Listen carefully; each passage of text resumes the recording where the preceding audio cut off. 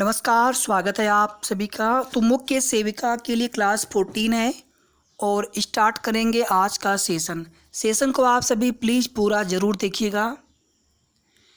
सबसे पहला क्वेश्चन यहाँ पर है, मध्य पूर्व जाने वाले तीर्थ यात्रियों को सामान्यतः कौन सा वैक्सीन दिया जाता है। तो जो मध्य पूर्व क्षेत्र की तरफ जो भी तीर्थ स्थल है वहाँ पर जो यात्री जाएंगे वहाँ पर किस बीमारी के होने की संभावना रहेगी, तो पीत ज्वर होने की संभावना रहती है। तो पीत ज्वर के लिए वैक्सीन दिया जाता है। 281 का B. Question number 282, mycobacterium tuberculosis और विब्रियो कालेरी की पहचान किसने की थी।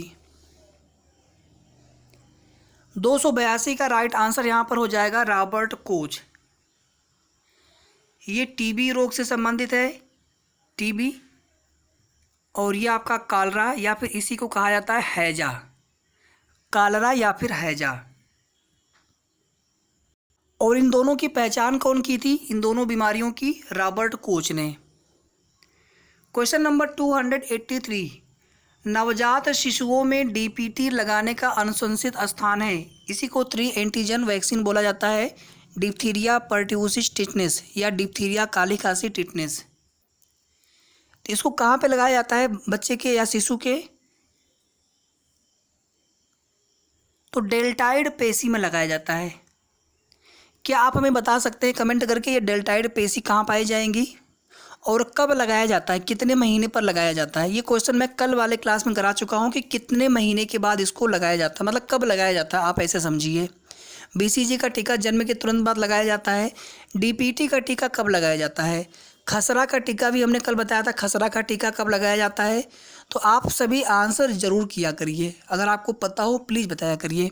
इससे क्या होगा, चीज़ें आपकी रिवाइज होंगी। अगर आपको पता रहेगा, नहीं पता रहेगा तो आप उसको सीखेंगे। क्वेश्चन नंबर 284, थायमीन की कमी आमतौर के कारण होती है। क्लास 1 अगर आपने किया होगा तो उसमें हमने इसके बारे में बताया था।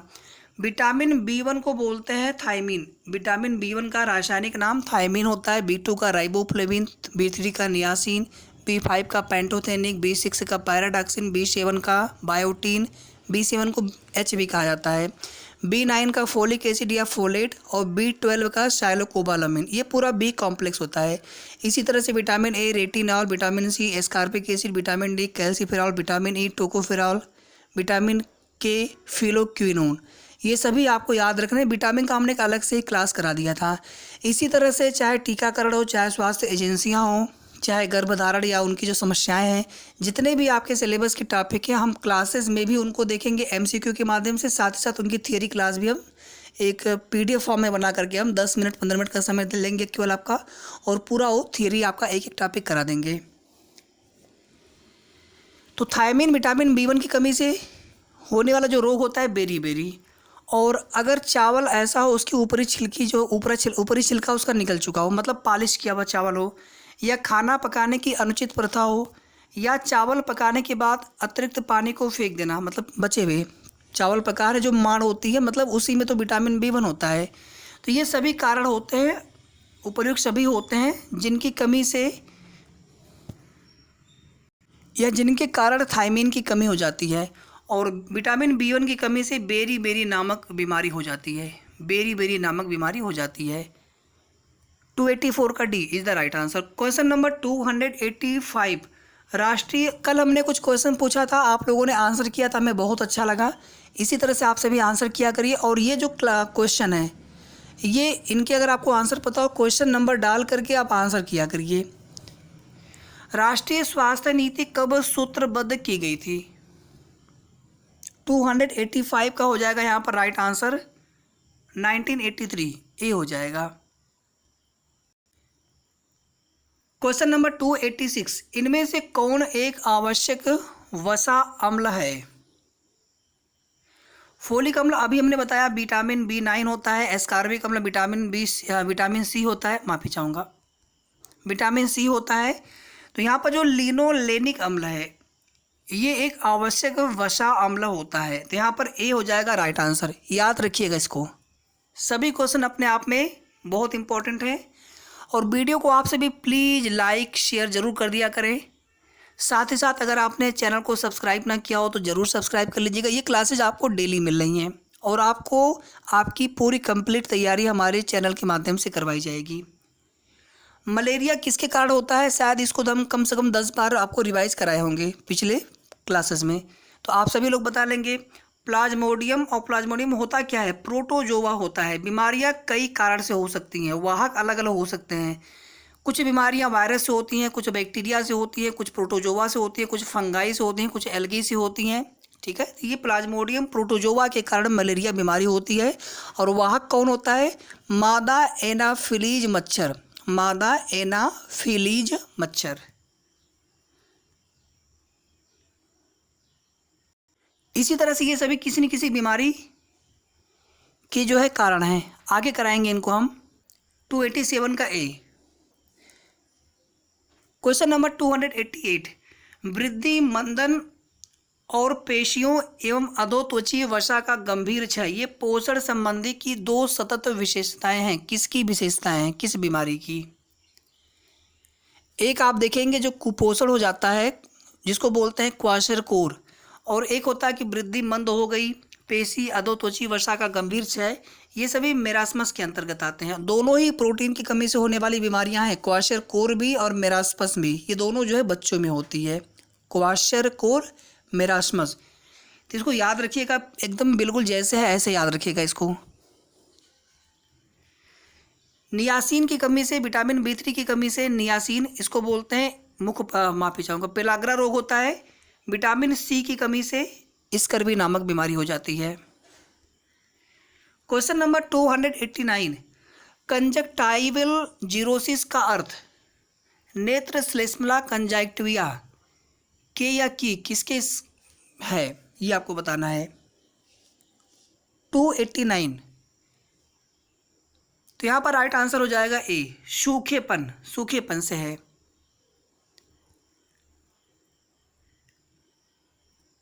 गर्भावस्था के दौरान आवश्यक अतिरिक्त प्रोटीन किसके लिए आवश्यक होता है।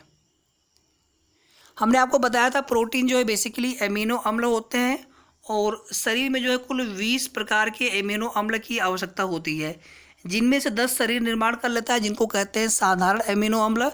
10 की जो है आवश्यकता पोषक आहारों से पड़ती हैं जिनको आवश्यक एमिनो अम्ल कहते हैं। तो गर्भस्थ शिशु के आकार की वृद्धि, गर्भस्थ शिशु की तीव्र वृद्धि, इन दोनों के लिए गर्भावस्था के दौरान अतिरिक्त प्रोटीन की आवश्यकता पड़ती है। 60 ग्राम तो वैसे प्रोटीन चाहिए सामान्य मनुष्य को, लेकिन गर्भावस्था के दौरान जो है कुछ ग्राम अतिरिक्त प्रोटीन की आवश्यकता होती है। 290 का C is the right answer. Question number 291, protein, वसा और कार्बोहाइड्रेट को कभी कभी कहा जाता है। आप सभी आंसर करते रहिए, अगर आपको आंसर पता हो क्वेश्चन नंबर डाल के कमेंट करते रहिए।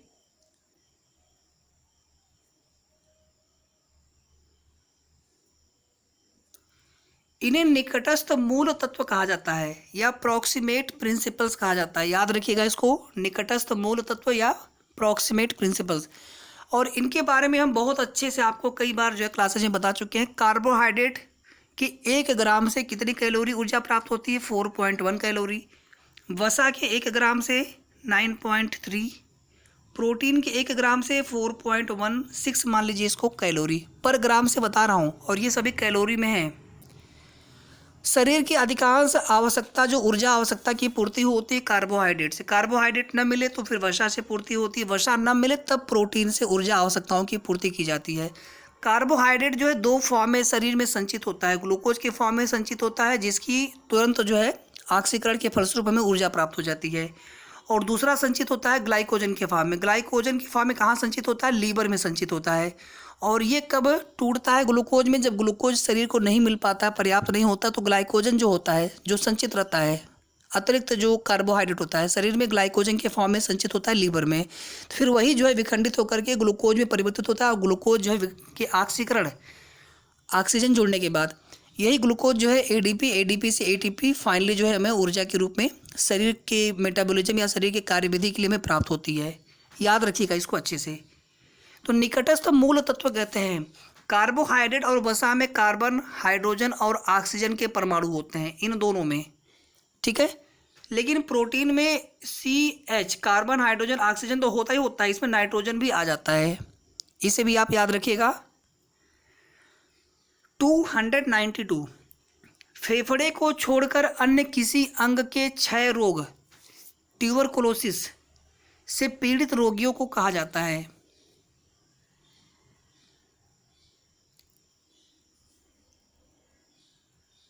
तो आप यहाँ पर राइट आंसर हो जाएगा एक्स्ट्रा पल्मोनरी TB केस।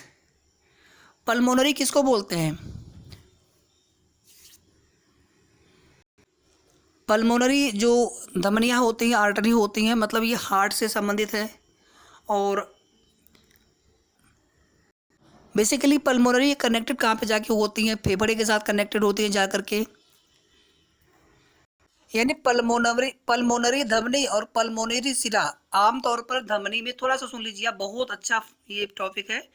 धमनियों में शुद्ध रक्त प्रवाहित होता है और जो सिराएं होती हैं इनमें अशुद्ध रक्त प्रवाहित होता है। धमनी में शुद्ध और सिराओं में अशुद्ध रक्त प्रवाहित होता है।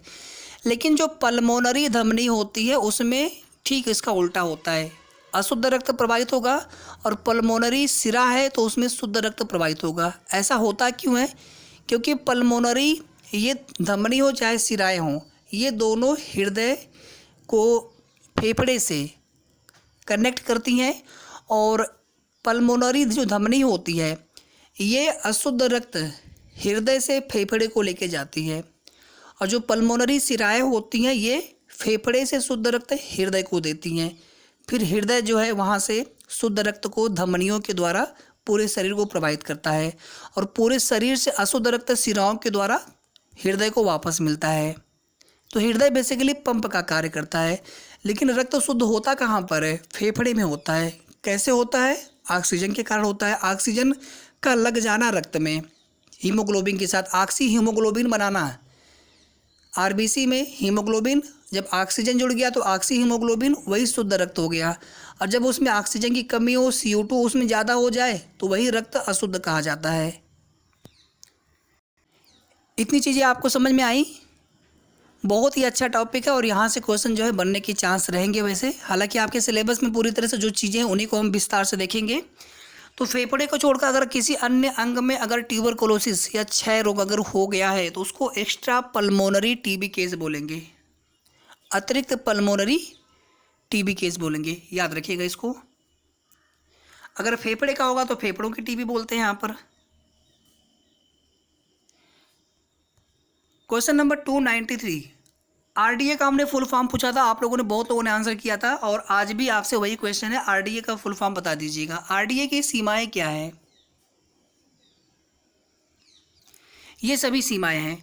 केवल स्वस्थ व्यक्तियों हेतु अनुशंसाएं, कुपोषित, मोटापाग्रस्त या बीमार लोगों के लिए अनुशंसाएं नहीं। व्यक्तियों और उनकी पोषण संबंधी आवश्यकताओं के बीच अंतर होते हैं। ये समझ में आया आपको? ये प्रश्न क्या है? सीमाएं का मतलब होता है कमियां। ये RDA की कमियां पूछा है या उनकी लिमिटेशन से पूछा है, तो यहाँ पर D हो जाएगा उपर्युक्त सभी। किसी भी क्वेश्चन में आपको डाउट लगे आप तुरंत कमेंट करके पूछ सकते हैं, या कुछ अगर आप बताना चाहते हो या फिर कुछ भी आपके मन में सवाल हो आप कमेंट करके पूछ सकते हैं। मैं आप सभी के कमेंट देखता हूँ। क्वेश्चन नंबर 294, व्यक्ति की पोषण स्थिति का आकलन करने के लिए इसमें से किस विधि को अपनाया जा सकता है? तो यहाँ पर ये सभी विधियाँ अपनाई जा सकती हैं व्यक्ति की पोषण स्थिति का असेसमेंट करने के लिए, आकलन करने के लिए। पोषण संबंधी निर्मिति, पोषण संबंधी संकेतों की नैदानिक या क्लिनिकल जांच, बायोकेमिकल जैव रासायनिक आकलन, ये सभी किए जा सकते हैं, अपनाया जा सकता है इन सभी विधियों को। उपर्युक्त सभी यहाँ पर हो जाएगा right answer. Question number 295, ICDS। देखिए ICDS जो योजना है 1975 में ही शुरुआत की गई थी, और इसमें जो एक समेकित बाल विकास सेवाएं 1975 हो गया, और समेकित बाल विकास जो परियोजना है उसको लेकर के डाउट, एक क्वेश्चन का एक कमेंट आया था, हमने देखा था समेकित बाल विकास परियोजना है, शायद हमने 1974 बताया होगा, तो एक बार इसको हम अभी कंफर्म कर लेंगे। हालांकि ये दोनों योजनाएं, एक 74 में एक 75 में, मतलब पंचवर्षीय योजना के दौरान, 5वीं पंचवर्षीय योजना के दौरान 1974 से लेकर के 1979 तक 5वीं पंचवर्षीय योजना थी। तो एक बार जो समेकित बाल विकास परियोजना है, अगर आप में से किसी को भी पता हो बिल्कुल कन्फर्म कब शुरुआत की गई थी, आप कमेंट करके बता सकते हैं, बाकी मैं भी बताऊंगा इसके बारे में। तो ICDS integrated child development services के अंतर्गत 6 वर्ष तक की आयु वाले बच्चों को दिए जाने वाले प्रोटीन की मात्रा है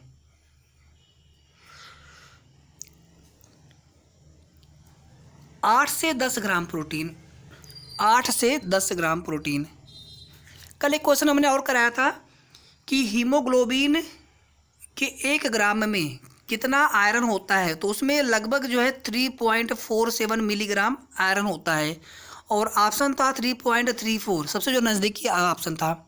तो यही राइट आंसर होगा। ठीक है, आपको हमारी पूरी कोशिश होती है कि सभी प्रश्न के बिल्कुल राइट आंसर ही बताए जाएं। तो 295 का ए राइट आंसर। 296 दस्त पर तर्क संगत प्रतिक्रिया है। दस्त पर,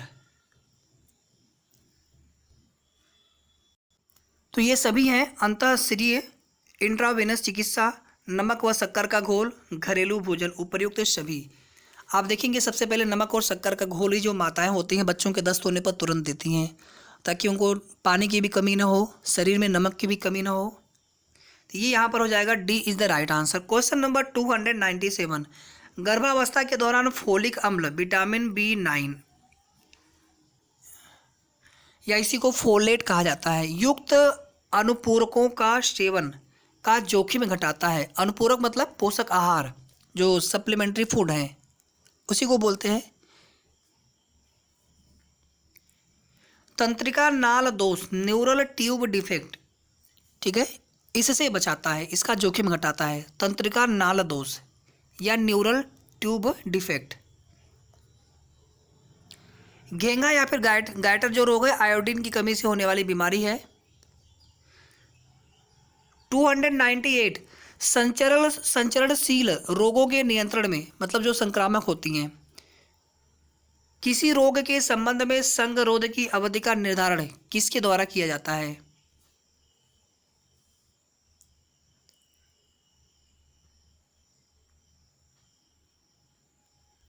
ये एक ऐसा क्वेश्चन जहाँ पे आपको चारों ही ऑप्शन में लग रहा होगा कि चारों ही ऑप्शन करेक्ट हो सकते हैं। ठीक है, लेकिन यहाँ पर राइट आंसर बताना है।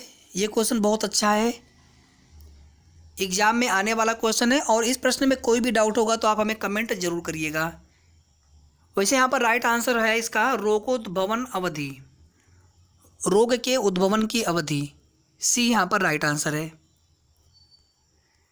Question number 299, vitamin E tocopherol, इसका केमिकल नेम है टोकोफेरॉल। इसकी कमी से जननांगों का विकास न होना, बांझपन की बीमारी, और इसी तरह से कुछ अन्य हमने आपको और कराए थे। इसमें क्या क्या दिक्कतें हो सकती हैं। विटामिन ई मुख्यतः अंकुरित अनाज आदि से प्राप्त होता है। यह मुख्यतः लिपिड घुलनशील विटामिन है। लिपिड मतलब वसा। ये तो हमने आपको कई बार बताया हुआ है कि विटामिन बी और सी ये जल में घुलनशील है। इसके अलावा ए, डी, ई और के ये सभी वसा या फिर लिपिड में घुलनशील है। हालांकि दोनों अलग अलग हैं, ठीक है। लिपिड और वसा लगभग उनका जो नेचर होता है उसके हिसाब से यहाँ पर हमने बताया आपको। तो लिपिड घुलनशील विटामिन है जिसमें क्या गुण होता है। तो विटामिन वाला क्लास अगर आपने किया होगा तो आप सभी इसका आंसर कर लेंगे। एंटीऑक्सीडेंट गुण होता है। एंटीऑक्सीडेंट गुण मतलब होता क्या है? शरीर में जो अतिरिक्त ऑक्सीजन के एटम होते हैं उनको निष्कासित करना, रिलीज करना।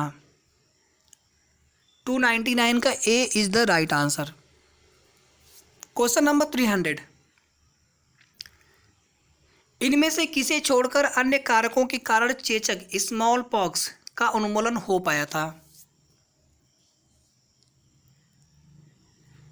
अतिरिक्त मानव भंडार नियंत्रण को छोड़ करके, ठीक है। बाकी लंबी रोगोद्भवन अवधि, पहचान में सरलता, शक्तिशाली वैक्सीन, तो ये सभी कारक थे जिसके कारण चेचक का उन्मूलन हो पाया। और किसकी वजह से नहीं, तो यहाँ पर इसकी वजह से। तो यहाँ पर प्रश्न जो पूछा गया उसके हिसाब से राइट आंसर हो जाएगा 300 का बी। क्वेश्चन नंबर 301, राष्ट्रीय पोषण संबंधी रक्ताल्पता नियंत्रण कार्यक्रम में रक्ताल्पता की रोकथाम एवं उपचार करने पर लक्षित है। एनीमिया, रक्ताल्पता, स्वस्थ व्यक्ति, वयस्क पुरुष, गर्भवती महिलाओं, उपरोक्त में से कोई नहीं। तो गर्भवती महिलाओं के लिए, गर्भवती महिलाओं के लिए, ठीक है। 302, गर्भावस्था से पहले तथा उसके दौरान पोषण स्थिति खराब होने के गंभीर दीर्घकालिक प्रभाव होते हैं और किसका जोखिम मौजूद रहता है, ये बताना है क्वेश्चन में आपको। मातृ रुग्णशीलता, शीघ्र या समय पूर्व प्रसव, जन्म के समय बच्चे का वजन कम होना, 3 किलो कम से कम होना चाहिए, 3 kg से लेकर के 3250 kg तक, 3 kg से कम होना। तो ये सभी जोखिम हो सकते हैं, ये सभी दिक्कतें हो सकती हैं अगर गर्भावस्था से पहले और उसके दौरान अगर पोषण स्थिति खराब होती है, उचित पोषक आहार नहीं मिलता है। और फोलिक एसिड और आयरन की कमी से तो बेसिकली आप समझ लीजिए कि बहुत ही ज़्यादा दिक्कतें हो जाती है अगर इनकी कमी होती है शरीर में। तो जो शिशु होता है उसको जो है तंत्रिका संबंधी जो समस्याएं होती है, अभी हमने देखा ना तंत्रिका नाल, एक क्वेश्चन था ना, फोलिक अम्ल, फिर से देख लीजिए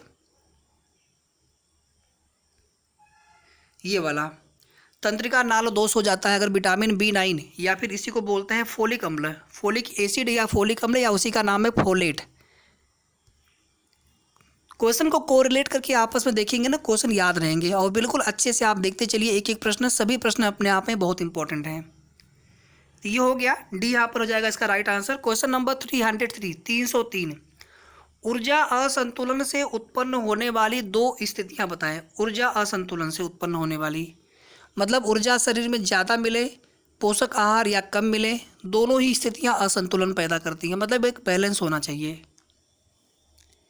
और अगर ऐसा होगा तो मोटापा और दीर्घकालिक ऊर्जा न्यूनता, या तो ऊर्जा अधिक मिलेगी ज़्यादा पोषक आहार तो मोटापा, या तो कम मिलेगा तो फिर न्यूनता होगी, ठीक है। तो ये इस तरह की दिक्कतें होंगी। तो यहाँ पर ए हो जाएगा राइट आंसर। ये क्वेश्चन बहुत आसान था। 304, एक सरल शर्करा, शर्करा मतलब जैसे ग्लूकोज क्या है आपका, ग्लूकोज, फ्रक्टोज, लैक्टोज सभी शर्कराएं हैं, सुक्रोज, जो शरीर की सभी कोशिकाओं के लिए ऊर्जा का प्रमुख स्रोत है।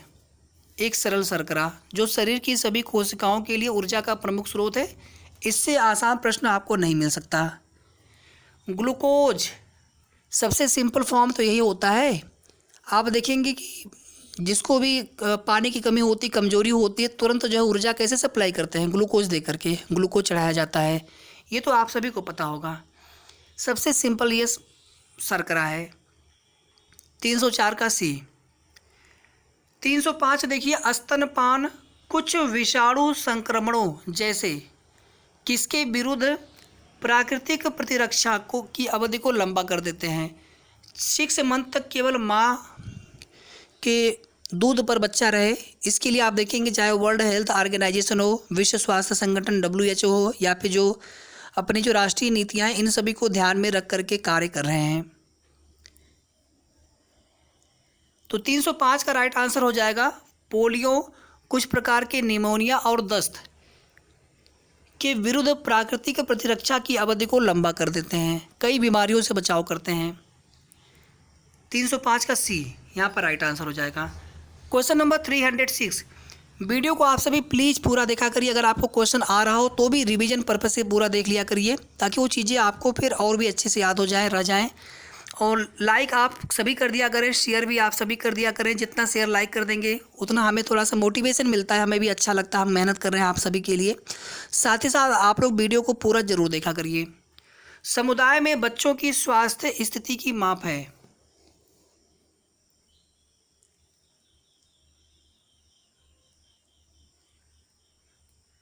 यहाँ पर राइट आंसर हो जाएगा नवजात मृत्यु दर। समुदाय में बच्चों की स्वास्थ्य स्थिति की माप है। MMR और जो शिशु मृत्यु दर है, इन दोनों से कुछ क्वेश्चन आपके एग्जाम में आने ही आने हैं। गर्भवती स्त्री को अपने आहार में इनमें से किस प्रकार के भोजन से बचना चाहिए। सबसे आसान प्रश्न आज के सेशन का हो सकता है, ये सभी होंगे, ठीक है, उपयुक्त सभी होंगे। और सामान्य मनुष्यों के लिए भी, सामान्य लोगों के लिए भी इन सभी आहारों से बचना चाहिए। क्वेश्चन नंबर 308, ICMR 2010 के अनुसार स्त्रियों के लिए कैल्शियम की अनुशंसित अनुमति कितनी है? कैल्शियम की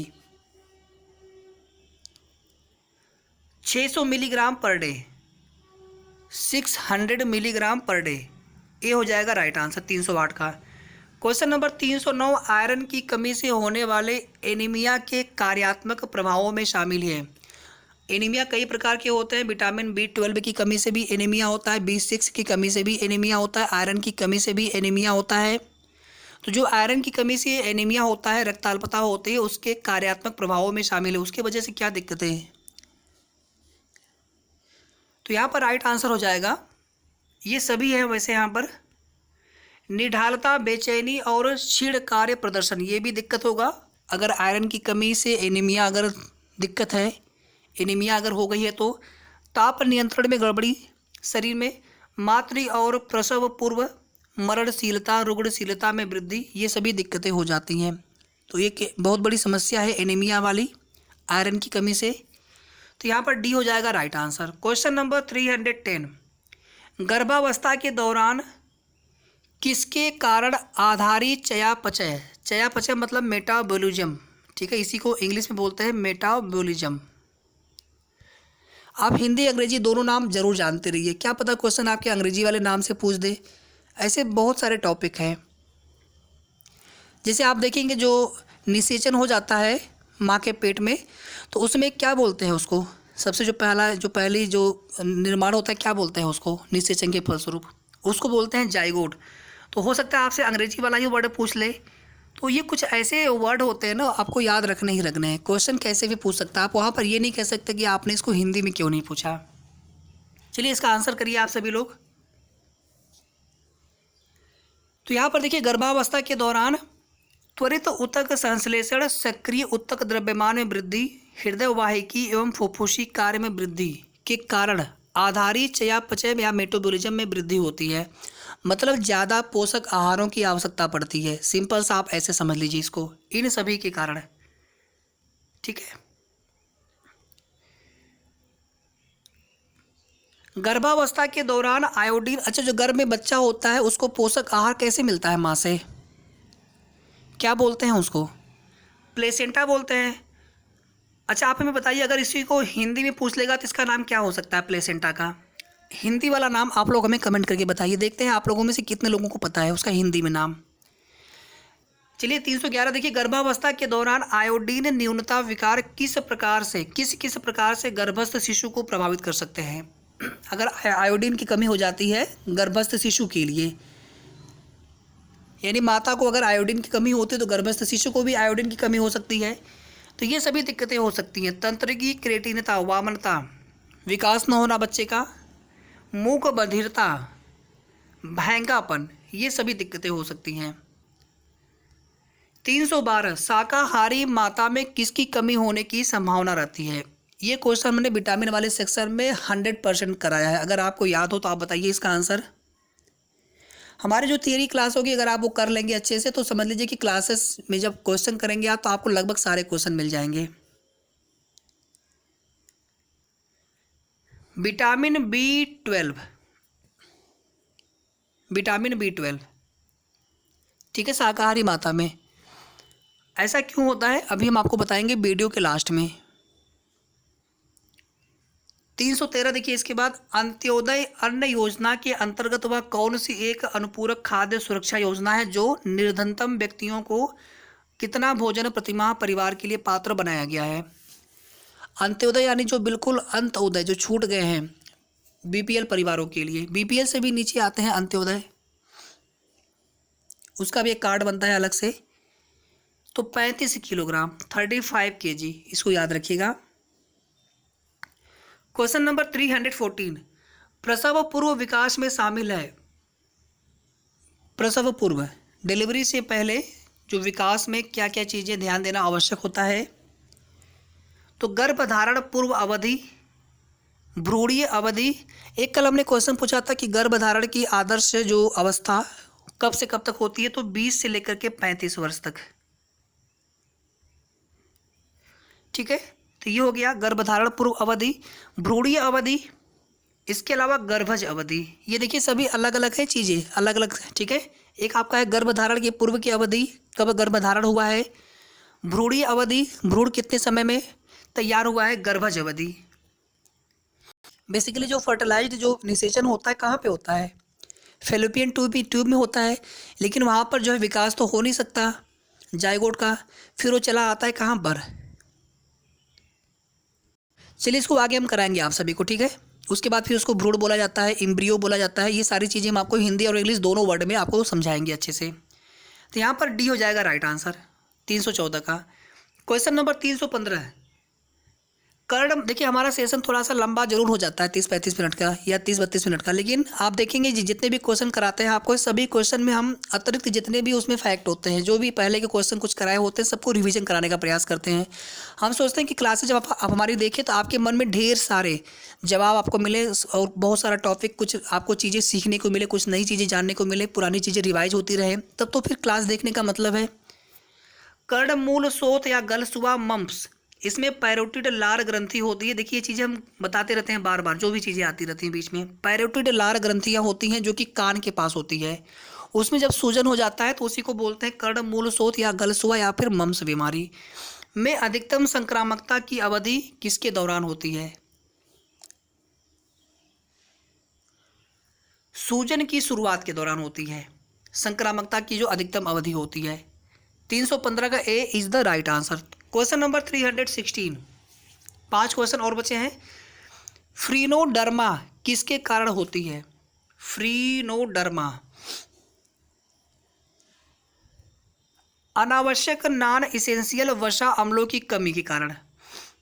अनावश्यक है मतलब 10 तो होते हैं जो अति आवश्यक होते हैं, 10 होते हैं साधारण अमीनो अम्ल, इन्हीं को बोलते हैं अनावश्यक अमीनो अम्ल, जिनका निर्माण शरीर स्वयं कर लेता है। अगर इनकी कमी होती है शरीर में, ध्यान दीजिएगा, जो आवश्यक उनकी नहीं, जो अनावश्यक वाले हैं, जो साधारण एमिनो अम्ल होते हैं, ठीक है, या वसा अम्ल होते हैं, अगर इनकी कमी होती है शरीर में तो फ्रीनोडर्मा के कारण ऐसा होता है। क्वेश्चन नंबर 317, इनमें से कौन सा रोग आक्रमण के बाद जीवन पर्यंत प्रतिरक्षा दे जाता है, मतलब अगर एक बार बीमारी हो गई तो फिर दोबारा नहीं होगी, ऐसा है क्या।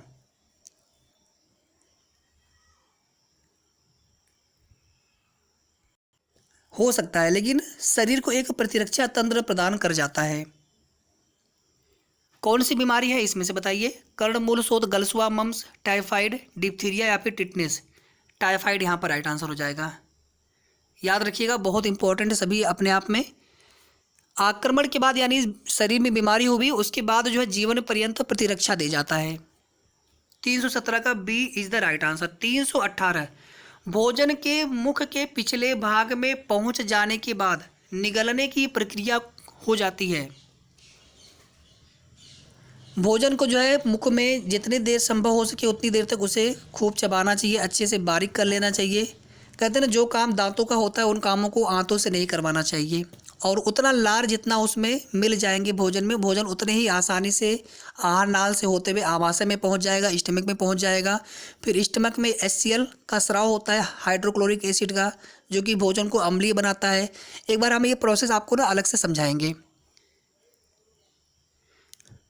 एक होता है बाइल जूस, पित्तरस, ये स्राव कहाँ से होता है और ये एकत्रित कहाँ पे रहता है। तो बाइल जूस का स्राव होता है लीवर से, यकृत से। लीवर के बहुत काम होते हैं, और ये स्टोर कहाँ पे होता है, पित्ताशय में होता है, गाल ब्लेडर में होता है। आजकल देखेंगे गाल ब्लेडर में स्टोन वाली समस्या होती है। क्यों स्टोन बन जाता है, एक क्वेश्चन एक क्लास करा रहे थे उसमें हमने बताया था इसके बारे में। तो भोजन के मुख में पिछले भाग में पहुँच जाने के बाद निगलने की प्रक्रिया हो जाती है स्वचालित, अनैच्छिक मत बोल दीजिएगा, स्वचालित, ठीक है, सी। 319, हरे पत्तेदार सब्जियां और ताजे फल किसका अच्छा स्रोत नहीं है। तो यहाँ पर तो 3 क्वेश्चन तैयार हो जाएंगे। जिसका अच्छा स्रोत नहीं है वो तो क्वेश्चन का आंसर होगा, लेकिन आपके लिए जो बाकी के 3 विटामिन हैं उनका अच्छा स्रोत हैं। ये आप अभी तुरंत याद रख लीजिएगा इसको। यहाँ पे आपके 3 प्रश्न तैयार होने वाले हैं। तो प्रोटीन को छोड़ दीजिए, आहारीय रेशे विटामिन के और विटामिन ए, 2 विटामिन हो गए, और एक आहारीय रेशा फाइबर फूड। फाइबर फूड जो होते हैं वो खुद तो नहीं पचते हैं, लेकिन वो भोजन को कहते हैं एक तरह से कि आंतों में उनके सरकने में, उनके पचने में सहायता करते हैं। तो हरी पत्तेदार सब्जियां, ताज़े फल, इनमें फाइबर खूब होता है। विटामिन के भी इनमें पाया जाता है, विटामिन ए भी पाया जाता है, इसके अलावा अन्य विटामिन भी पाए जाते हैं। लेकिन प्रोटीन का अच्छा स्रोत ये नहीं होते। प्रोटीन का अच्छा स्रोत दूध हो गया और अंडा हो गया और दालें हो गई। तो 319 का बी हो जाएगा राइट आंसर। पियूष कोलोस्ट्रम एक पीला गाढ़ा तरल होता है जो किसमें समृद्ध होता है?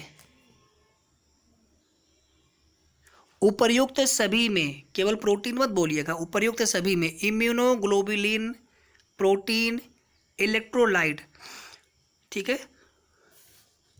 तो माँ का जो प्रारंभ में दूध होता है वो गाढ़ा पीला होता है, उसके बाद फिर सफ़ेद हो जाता है 3 दिन के बाद। कोलेस्ट्रम कब बोला जाता है?